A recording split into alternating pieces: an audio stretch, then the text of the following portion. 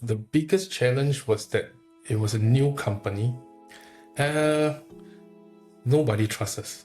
Okay. The fact that there's nobody trusts us. Working hard is basic. That one is everybody must. It must have. Yeah. You know. But even working hard doesn't guarantee success. Okay. Just do it. Take the first step. You know, and then along the way, don't be like me, so conservative. You know. Get leverage when you need it. You know, really, you plan ahead, and then when you need leverage, don't be afraid to leverage.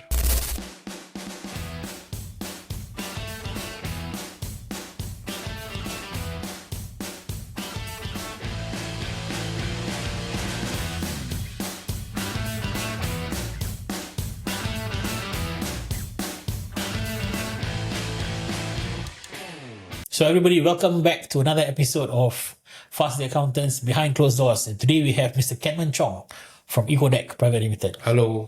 All right. So Kenmund, he's a client of ours who have been with us through the journey of 10 years in business. Yeah. And I think he is the go-to guy for, if I understand correctly, for soft furnishings. Correct. For interior design, right? Correct. I think he has exquisite taste.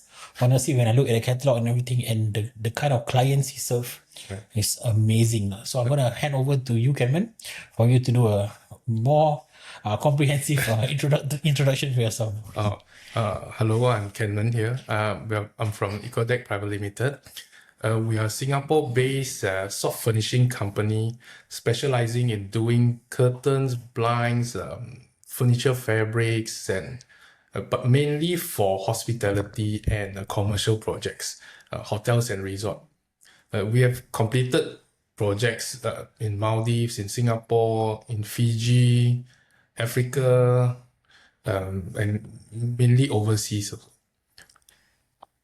So for us, we provide end-to-end solution, basically from sourcing to fabrication to installation, as well as the coordination and after-sales service. So in Singapore, we recently completed the refurbishment of the St. Regis, Singapore, the one that's in the Tanglin Road. The year before, we completed the Edition Hotel that is in Cascaden Road.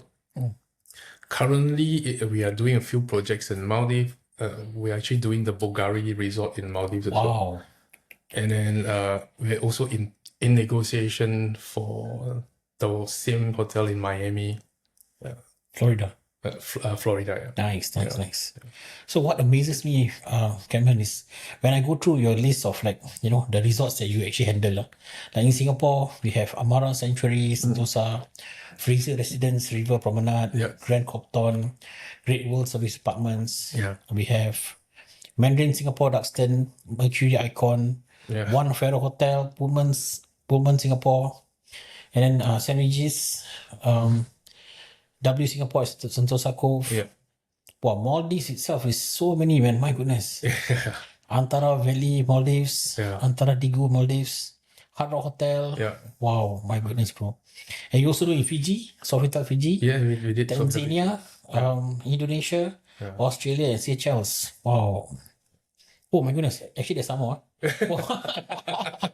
Okay, yeah, you also do commercial projects like for SMRT. Wow, awesome, bro. So I think in your business, you must really know the needs of the clients. And because you're coming from a very niche angle, right? Correct. It's soft furnishings. Yeah. It's not the whole entire project. Yeah. Which means that you must really have a high degree of expertise in quality. Definitely. Wow. I think today's episode will be very interesting. We hope to hear more from you, especially how you run the business. Because niche industries are always very harder to run. Because you either make or break in that sense. No? Yeah, correct. Yeah. So, you ready? Yeah. Yes. All right, cool. So, maybe, Kenmund, you can tell us a little bit about the origin story. Who are you? Why you started this business? How did it all begin, bro? I started the company back in 2016. I've been in the industry. I started in the industry in 2012. I was employed working for another company, and then at that point of time, we were doing. I was handling a lot of contract jobs, mainly basically it's the same thing that what we do. Maybe doing a lot of hotel projects and commercial projects. So in my previous company, there is their residential department, but I'm just heading the projects and the commercial departments. Nice. So I find that there is a need for a specialized company that only services commercial and hospitality. There are a lot of like same company, like soft furnishing company or curtain and blind company that does residential. There is a lot, but only focusing on commercial and hotels, there are not many. So that means they have their requirements. Yeah, But you are able to offer them either equivalent or even better correct. for the price or for the price point that they want. Yeah. Wow, awesome, bro. Maybe can you share with us, like, and when you first started in 2016, what was some of the challenges that you faced at that point in time? Because you're new, right? I mean, new business. Yeah. Now everything is on your shoulders, right? Yeah. Biggest challenge was that it was a new company. Nobody trusts us. The fact that there's nobody trusts us.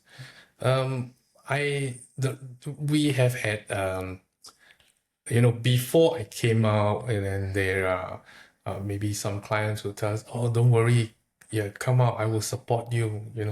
But the reality is, when I'm out, they never. That support never come. So that was the reason why I had to venture to Maldives. So there was no money coming in. We were 6 months, started the company for 6 months, there wasn't any project. So at that point of time, I was like, I had to make a decision, take a leap of faith, then made some calls, get some introduction, carry 2 luggages of samples and start knocking door in the Maldives. So that's how we all started. So we got our very first project in Maldives. That project we quoted about 200 plus K. The owner cut us to 150K, take it or leave it. But at that point of time, we got no project reference. We have to lose a little, but no choice. In order just to get the very first project, we accepted the offer and we delivered the project.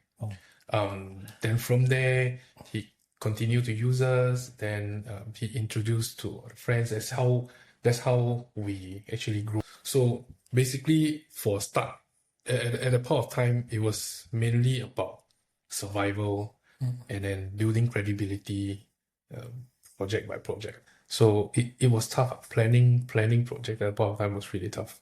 Yeah. So basically, as you mentioned, you have to like suffer a small loss in that sense. Yeah. Just put your toe into the door in that sense, right? Correct. And one side, collection is an issue because they don't trust you, to make the payment to you. Correct. On the other side, you want to make payment to these guys, you have to pay in cash. Yes. So you have to fund everything all. Everything. Wow. Yeah. That's I can totally understand. It must have been really tough. The starting was really tough. Then along the way, say that was 2016, maybe it was for a couple of years, probably 3 years, 4 years. Yeah. Right. When do you realize actually along the way, I think this business can move lah. It can go on lah, Was there a moment you felt that way? Yes, but I would say not 3-4 years. I'll probably put it in right after COVID. Okay. Right after COVID. So 2021. Somewhere about 22. Okay. Around there. Yeah. Okay. So that was the point where I decided to invest more in the company. Okay. So we started off with 1-2-man company. Grew to about 10 packs. COVID hit. Cut down. Then kind of like restart all over again. Then we were getting some jobs here and there, Then when about 2022, 23, that's where I decided to open a factory, a small factory in Singapore. So we have our factory in Yishun, Oh, okay. to basically cater and to facilitate all the blinds and then the curtain, mainly hardwares, the tracks, we customize it here in Singapore for our projects in local as well as overseas. Oh, nice. Oh, so that means what you import from China, for example, from China, then you fully assemble here, then from Correct. okay. But we'll cut to size and everything. Yeah. I see. So at that point in time, then you realize actually this business can make money, can move lah. Correct. Oh, Yeah. cool. Okay, awesome, man. How's your business? I mean, in short, lah. So from say that time where you realize things should be okay, right? Then until now, maybe a span of 3 years. Yeah. How's the evolve? How has it evolved from then until now? So with the factory, we were able to control a lot of costs, and we were able to become more competitive in the market. Nice. You know, of course, there are some sacrifices of the the overheads of running a factory. Yeah. You know? But I think for me so far it's worth it. You know, comparing us with our competitor, there's not a lot who have their own factory. I want to ask you, what are the numbers that you normally look at, you pay attention, and these numbers guide you in your decision making, bro?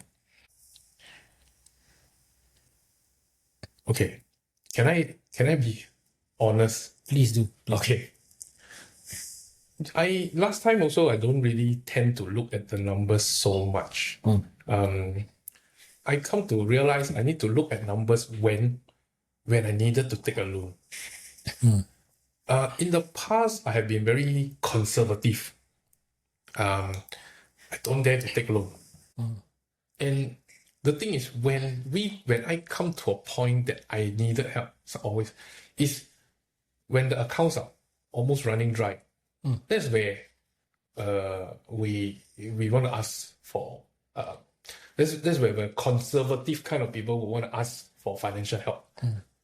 And that's when I realized that the numbers are very important. Your account don't look good already. Banks won't give you loan. It was a struggle at that point of time. You know, we needed some financial help to fund certain projects. But the accounts were not very pretty. So that's when I realized how important this number was. So if I were to look back, you know, if I could have foreseen this earlier, I could have I could have seek help way earlier. Not until when the account looks ugly, then you start asking for help. You know, if with numbers we can at least foresee that this few project coming in, we need fund. So at least we could have if we have done that, I could have gotten basically more help. You know, at that point, because it was struggle. I had to take like breadcrumb from this bank, another breadcrumb from another bank. Is like begging, you know. Really. You're so right, bro. I think that's based on experience that you shared. At the same time, based on what I see, right, from clients, right. The thing about banks is they want to lend you when you don't need the money. Yes. Yeah. Correct. Your money, right? Correct. Okay, I give you more. Correct. Right? Correct. Okay, I give you more. Correct. You know? Yeah. Yeah. So I think that's the lesson to take back from today's one of the lessons to take back from this session. Don't go and borrow from a bank where you absolutely need it. Borrow before you need it. Yeah. Then stand by the funds. Right. So along the way, have you ever come to a point where you look at maybe your annual figures or any of your financial reports, right? Then you realize that hey, actually there are opportunities in the market I can actually go and take advantage of, or there are certain threats in the business that I can now solve because my numbers are better, perhaps because you've grown. I don't know. I never actually, probably I never thought of it this way. I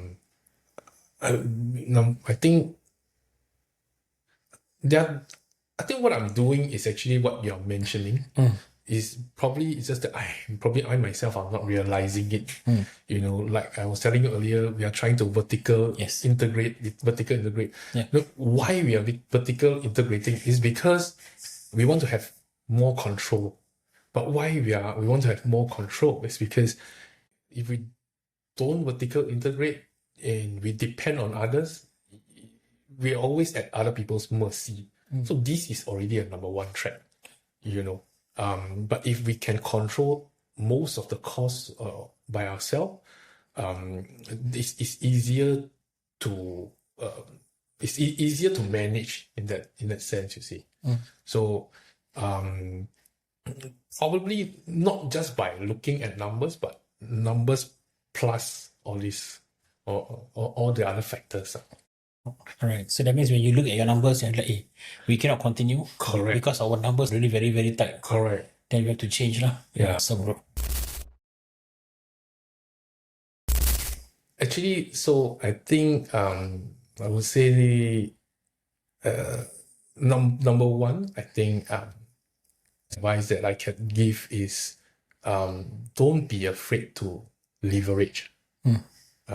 When you want to grow, you need all the financial help, and banks will probably they are your best friend, and they can also be your worst enemy, you know. So it's always good to have banks on your side. But for the banks to be good with you, you need to have your books need to look good, you know. So managing the cash flow is really very important, especially when for us for our project, because we are so project driven. It's even the need for managing cash flow is even more important. Why? Because we know when we need to pay, but we don't really know when we get paid. Yeah.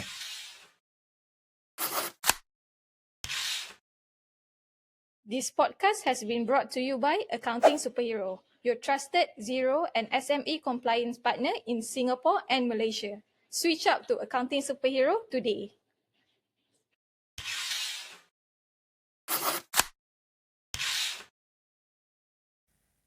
Yeah, Yeah. You know when the outflow happens. correct. But when the money gonna come in Correct. and close back. With the money we have, because there is ongoing project and the ongoing processes, we need to know who to pay, what to pay, how much to pay, Yeah. in order not to get delayed or where all these processes gets any delay or stop work and things like that. So managing this cash flow is very important. Not easy, but it's very important. Yeah. Yeah. So true, bro. Yeah. Right. Okay, let's maybe delve a little bit into our partnership, bro. So we've been working together for 10 years already. How did you first heard about us, and what made you decide to say, okay, come, let's work with these guys? 2016, 28 November Oh. 2016. You were recommended to me by Shafiq. Okay. Yeah. So at that point of time, I mean, at that point of time, I don't know much about doing business. So and you were recommended by one of our partners. Yeah. So I said, okay, we just use Faz at that point of time. But then from then, I mean, you remember our early days? I used to call you for advices here. I still remember some till today. There's two advice that you gave. I remember it till today. Number one, you told me work on the business, not work in the business. Yeah. Yeah. I don't really realize this much until probably this last few years, to be honest. You know, this it has always lingered around my head for so many years. Not easy to do. You need to grow.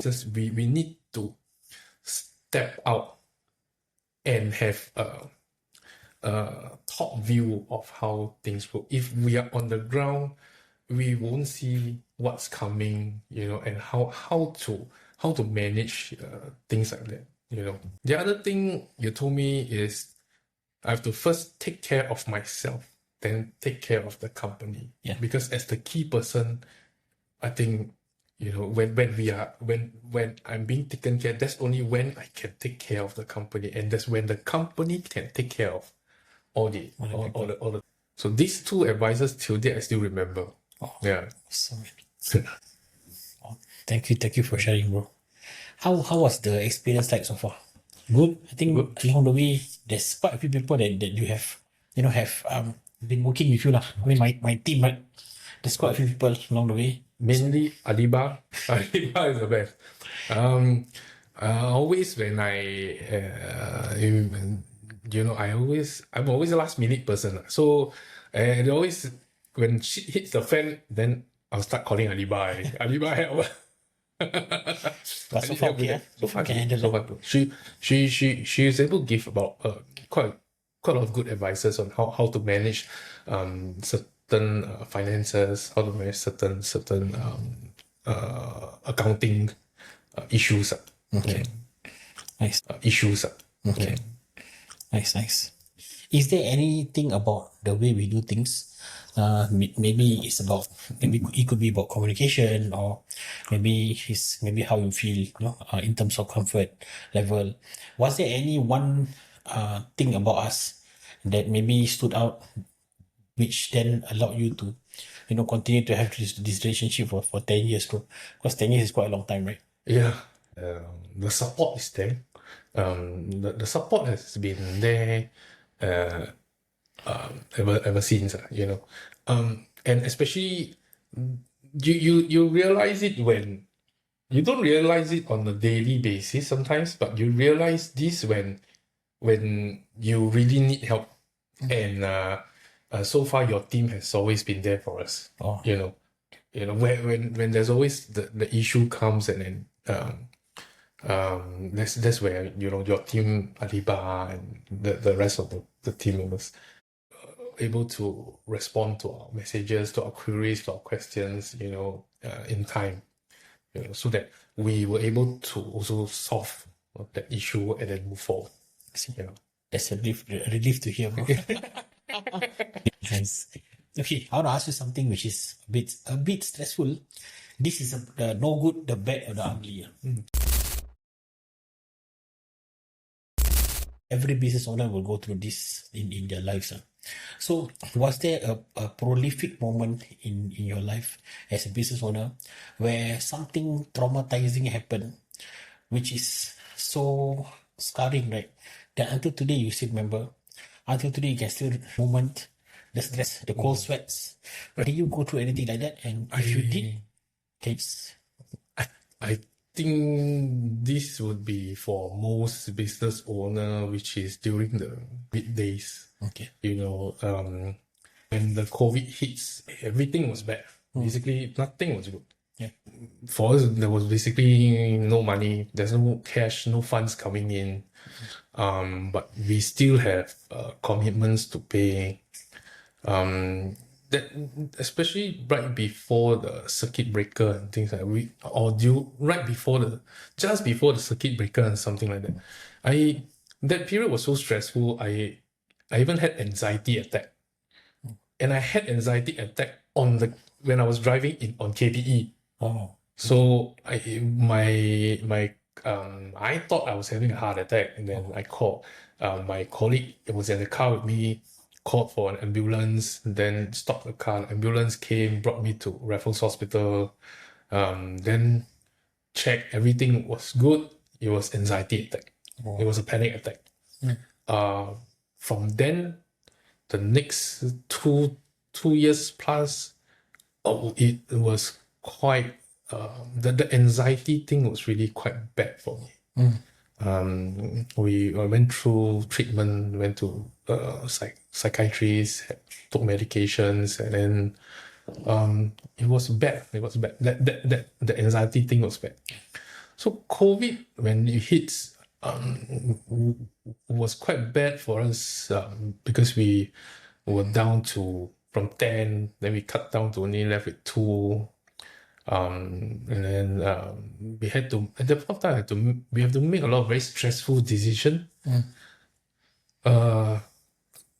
Pay cut, laying off people. This all these come at the same time. Yeah. And some more you can't go, you can only stay at home. You can't go anywhere Yeah. to relieve or release stress, was quite bad for me. Quite bad for me. Yeah. So, and then, but thank God, right after the circuit breaker, things take a good turn at that point of time. We were getting a lot of projects right after the circuit breaker, especially in Maldives. So during the 2020, 2021, 2022, so we were doing like 10, 11 resorts in Maldives, and then probably have 2 to 3 hotels in Singapore. So that was it was a dark period, but thankfully we got out of the dark period actually quite quickly. We didn't. So we get our very first project right after the circuit breaker was in August. And then at that point of time, we got a lot of support from clientele. They were able to give us advance payment, for us to kickstart the project. So we were able to tie through that period. That's actually very, very, very lucky. It's a very, very lucky situation. Yeah. So we thought it was very bad, then started to come to a point that, like resorts in Maldives, they are already closed. So they take the opportunity to replace all the revamp, all the room. What's the main lesson that you learned from this? The anxiety attacks, then ultimately the long period of darkness, right, in that sense, right? Then ultimately there was light. The light came into play. What's the main lesson that you learned from it? The main lesson for me is not this one. The main lesson for me is there was one regret I had that something I didn't do during the COVID period is, like I said, I was very conservative, so I was stubborn at the point of time. I didn't. So during that time there was a lot of loans. The interest rate for loans, working capital loans, actually very low. Yeah. And it's also it's not difficult to get. I was stubborn at that point of time. I didn't want to take any of it. I see. I was thinking, business is going good. We're having projects. So I was stubborn. I didn't take. What came back was that after all these projects, after COVID, there was a drop. Because those who have already refurbished. Yeah. So then things were getting slow. So actually that was the point that we, when it comes to, you have like suddenly a lot of projects. Yeah. Then suddenly you have increased in manpower to cater to all these projects. Yeah. Then there was a drop in the project. But my cost already expanded this much, Yeah. But then the revenue start dropping. Actually, that is where the point that we needed once. So when we go through a period where it was down for a while, then we start hitting big projects again. But then but at the point of time we're almost dry already. So that was the point I was telling you, when numbers become important for me was actually at that point of time, because we had a few big projects that we are in talks, in negotiation, and we're about 90% there. But I was very scared to take on orders. It's that time one project is about 1 point something million for us. It's huge. It's huge. So that's where I realized that I should have taken loan. Even we may not need it, but sometimes you don't know when you're gonna need it. It's like standby funds. That point of time, interest rate was only how much? Yeah. 2 to 3%. True, true. When I want to get financial help at the point, 7 to 8%. Yeah. 7 to 8%, someone can't get, they only like giving me, I can only give you 100K. And the other one, I can only give you 120K. It's like this. Yeah. Whereas at that point in time, 500K, 1 million, no issue. No issue.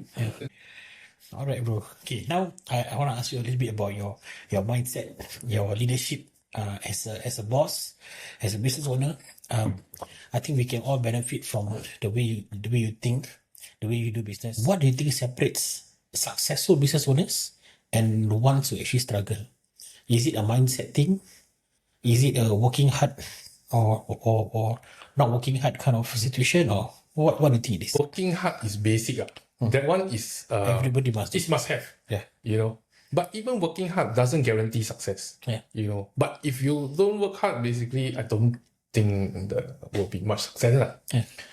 I think, in my opinion, based on my journey, I think two very important thing that difference between successful business and non-successful business is that, number one, like I said, the realizing, like looking at numbers, because looking at numbers help us plan ahead, help us identify what are the threats, what are there to come. So this basically help us to make critical decisions at every point of time. The number two, I think, very important thing is human resource management. Okay. I think number one is, this is for myself, because I in the past it was very difficult for me to delegate work to others. I always have the mindset that I do myself. But you are growing a company. If everything you do yourself, then it's not a company anymore. Yeah. You know. True. So, but learning to delegate is also a very tough journey. Yeah. For me. You know, it's not easy, but to grow, that's what needs to be done. I think trusting the people you work with and let them delegate the job to them, let them do. I want to ask you also if you can share with younger entrepreneurs out there, maybe if they want to start business today, now, in the present circumstance and everything, is there any advice you can share with them so that they can do this the right way, or they can avoid any, potential potholes along the way?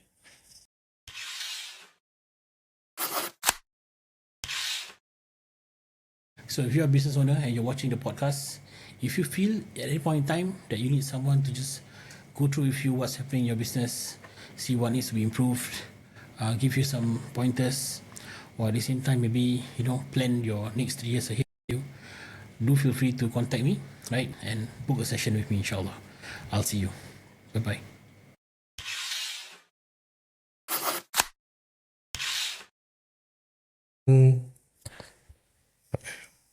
Basically, I think before you start a business, I think you need to have a very long thought process. Number one, of course, when you have the idea, is always, you tend to think of all the rainbows, all the good stuff, but looking also into the worst case scenario is also very, very important. I mean, if you find a really good business idea, just do it. Take the first step, and then along the way, don't be like me, so conservative. Get leverage when you need it. Really, you plan ahead, and then when you need leverage, don't be afraid to leverage. Nice. Right, man. Now today you heard it from Kenmund Chong from Ecodec. So we're going to close this segment today by maybe if you can share with whoever who has been through your journey, right, with you, who has supported you, who has been instrumental in your success, or who has supported you through your times of pain and stress, which we all business owners go through. Yeah. Maybe you could name the person, like for example, to my wife, so and so, for example. Yeah. Then share with the person your message. I will include it in the closing of the podcast as well. Okay. Can you look into this camera straight at you? Yeah. Yeah. I would like to thank two of my brothers, Shafiq and Yang. Throughout my whole business journey, they have been very, very supportive. They have also been a very great mentor to me. Basically, I would say the success I had today, I wouldn't have it without them. Thank you. Awesome. So, all right, there you have it, guys. Behind every successful business is a story told through numbers. And today we've heard from Kenmund Chong from Ecodec Pte. Thank you. I'll see you in the next episode. Take care. Bye-bye.